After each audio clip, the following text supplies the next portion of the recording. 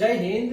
दोस्तों, हाल में केंद्र सरकार और दिल्ली की राज्य सरकार के बीच में तनातनी देखने को मिलती है और इसके पीछे मुख्य तौर पर दिल्ली को पूर्ण राज्य बनाने की बात मानी जाती है। इनके पीछे की पूरी राजनीति आज के विश्लेषण में हम आपको बताएंगे ताकि आपको भी पता चले कि केंद्र सरकार सच्ची है या फिर दिल्ली की राज्य सरकार। तो विश्लेषण के अंत तक बने रहिए। इस विषय को समझना शुरू करें उससे पहले मैं आपको बता दूं, भारतीय संविधान के मूल 3 आर्टिकलों को इस वीडियो में हमने ले लिया है जो इसमें जरूरी है। भारतीय संविधान के आर्टिकल 123 के अनुसार भारत के राष्ट्रपति जब राज्यसभा और लोकसभा दोनों के सत्र नहीं चलते, ऐसे में अपने संवैधानिक शक्ति का उपयोग कर अध्यादेश लाने की शक्ति रखते हैं। अब यहाँ पर सत्र नहीं चलते यानी कि संसद के जो विंटर, समर और मॉनसून इस 3 तरह के सत्र चलते हैं वह समाप्त हो चुके हैं या फिर दूसरे सत्र में अभी देरी है, तो ऐसे समय में सत्र नहीं चलते ऐसा संविधान के मुताबिक मान सकते हो। तो इस तरह से जब दोनों सदन में सत्र नहीं चल रहे तो भारत के राष्ट्रपति अध्यादेश लाने की शक्ति रखते हैं और यह विशेष शक्ति भारतीय संविधान का आर्टिकल 123 भारत के राष्ट्रपति को देता है। अब दूसरा आर्टिकल 239 AA दिल्ली के संबंध में विशेष रूप से 69वां संशोधन कर 1991 में जोड़ा गया मूल आर्टिकल है, जिसको आधार बनाकर केंद्र सरकार राष्ट्रपति को अध्यादेश लाने के लिए बता सकती है, क्योंकि इस आर्टिकल के तहत ज्यादातर शक्ति उप राज्यपाल को दी गई है और जब सर्वोच्च न्यायालय का जजमेंट आया उस तरीके से अब ज्यादा शक्ति चुनी हुई सरकार को सुप्रीम कोर्ट के द्वारा दी गई ऐसा केंद्र सरकार को लगता है। तो ऐसे में केंद्र सरकार ने अध्यादेश लाने के लिए राष्ट्रपति को बताया और सुप्रीम कोर्ट ने जो जजमेंट दिया उसे अध्यादेश के जरिए निष्कासित करने का कार्य केंद्र सरकार के द्वारा राष्ट्रपति के हाथों करवाया गया।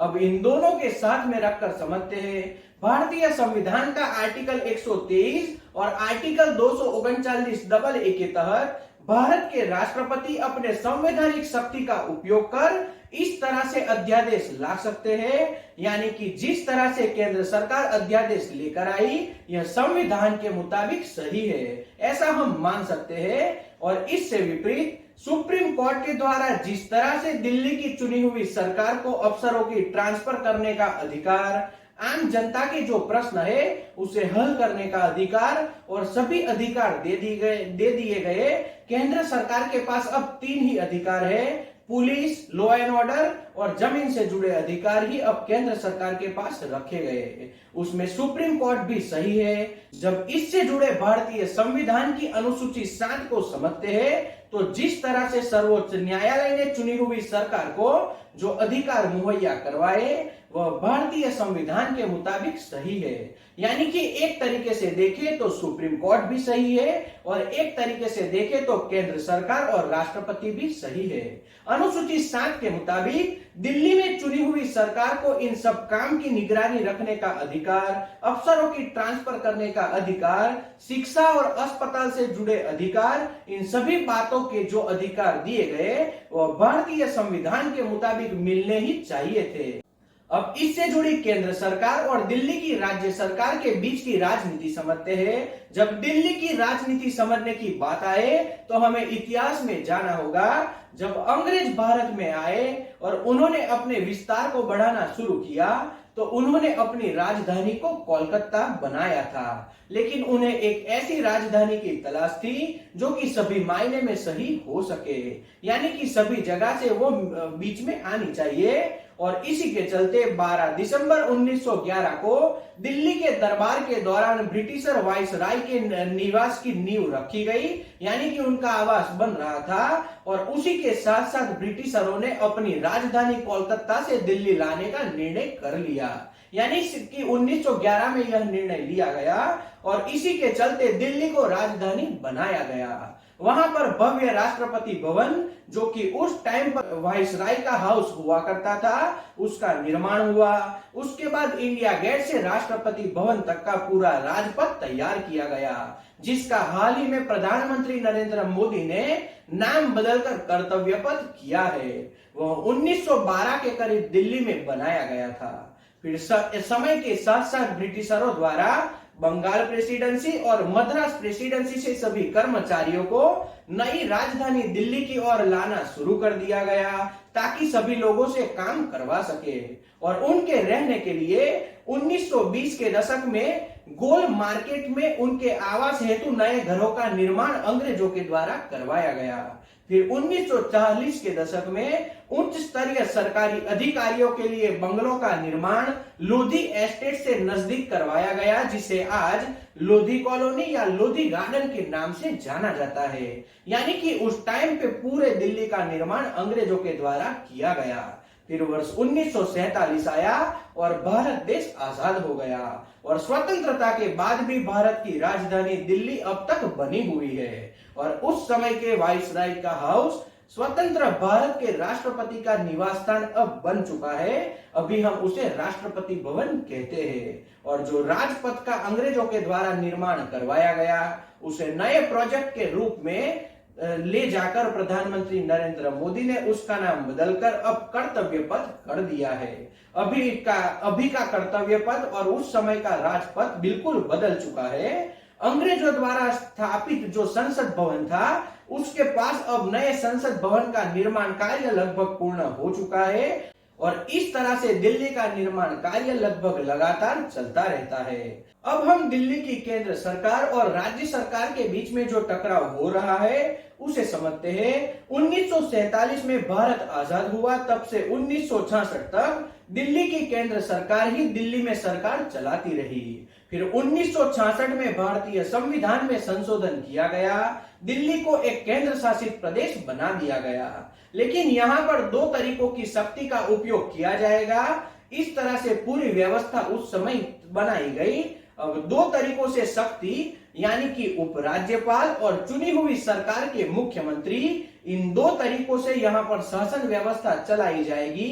यह 1966 में तय कर लिया गया था। लेकिन जैसे जैसे समय चलता गया वैसे वैसे परेशानियां बढ़ती गई, क्योंकि उपराज्यपाल केंद्र सरकार की ओर से भेजे जाते थे और मुख्यमंत्री जनता चुनती थी। आगे 1998 में जब केंद्र में अटल बिहारी वाजपेयी की सरकार आई, उस वक्त भारतीय जनता पार्टी ने अपने मैनिफेस्टो में भी यह बात डाली थी कि दिल्ली को पूर्ण राज्य का दर्जा मिलना चाहिए। और यह बात लगभग वर्ष 2014 तक भारतीय जनता पार्टी प्रत्येक चुनाव में करती रही, क्योंकि उन्हें भी दिल्ली को पूर्ण राज्य बनाना था। लेकिन बीच में जब भारतीय जनता पार्टी दिल्ली को पूर्ण राज्य बनाने के लिए विधेयक लेकर आने वाली थी, इसी बीच लोकसभा में चुनाव हुए और भारतीय जनता पार्टी वहां चुनाव हार गई और 2004 में कांग्रेस पार्टी की मनमोहन सिंह की सरकार केंद्र में स्थापित हुई। यह दौर था 2004 का।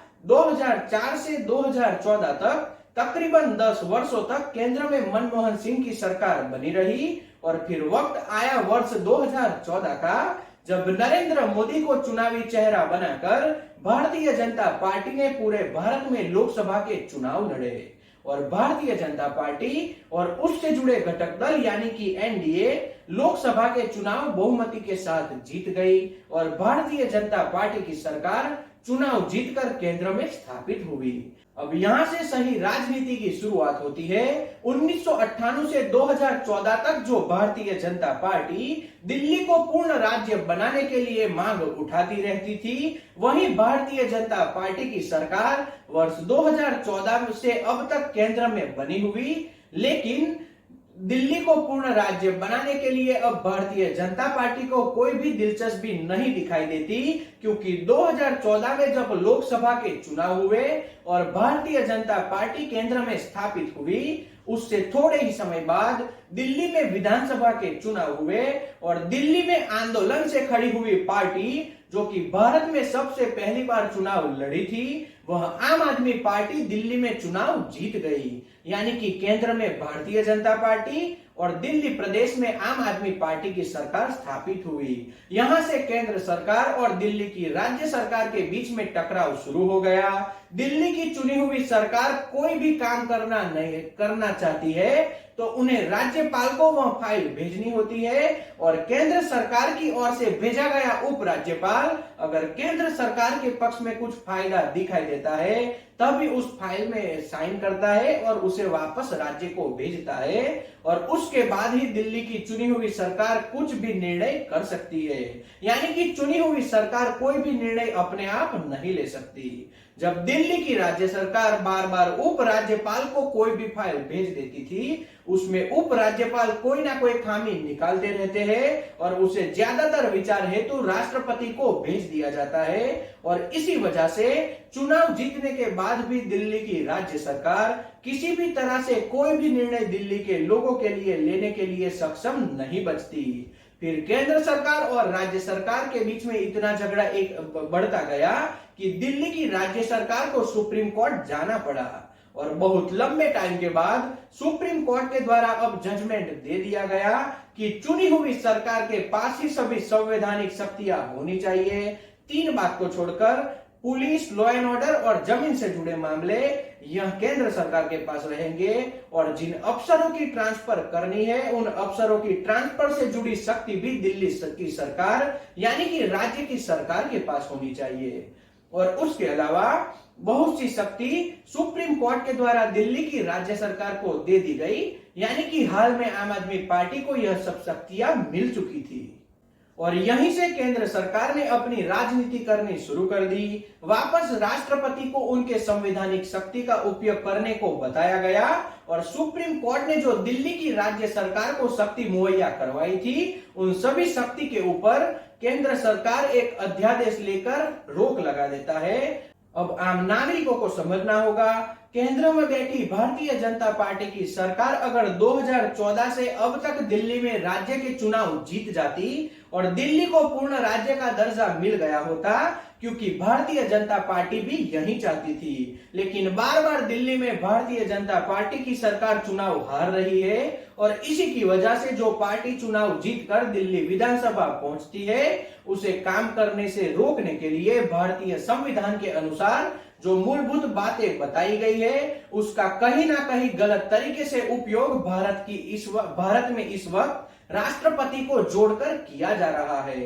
तो दोस्तों आपको पता चल गया होगा कि भारत की केंद्र सरकार और दिल्ली की राज्य सरकार भारतीय संविधान के मूलभूत ढांचे का किस गलत तरीके से इस वक्त उपयोग कर रही है, भारत की सुप्रीम कोर्ट की किस गलत तरीके से अवमानना हो रही है, भारत के राष्ट्रपति का कहीं ना कहीं केंद्र सरकार के द्वारा किस गलत तरीके से उपयोग किया जा रहा है और इसी तरह की लोकशाही भारत में 21वीं सदी में हमें दिखाई देती है। तो आज के वीडियो में इतना ही। जय हिंद।